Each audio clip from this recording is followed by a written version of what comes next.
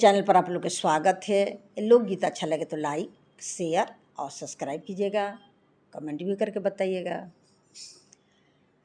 राजा साले कर जवा तोहार बतिया, राजा साले कर जवा तोहार बतिया, राजा साले कर जवा तोहार बतिया।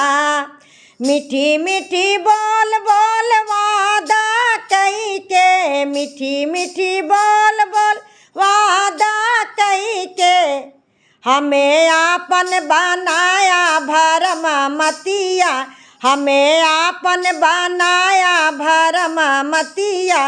राजा साले कर जवा तोहार बतिया, राजा साले कर जवा तन्म बतिया।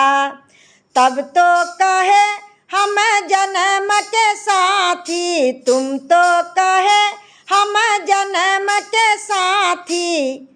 टूटा सारा भरोसा किया रे घतिया, टूटा सारा भरोसा किया रे घतिया।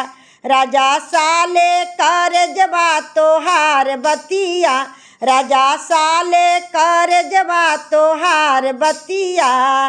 तब तो कहे तोहे रानी बनैबो, तब तो कहे तोहे रानी बनैबो।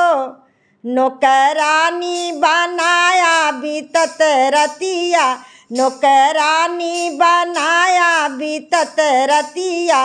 राजा साले कर जवा तोहार बतिया, राजा साले कर जवा तोहार बतिया, राजा साले कर जवा तोहार बतिया।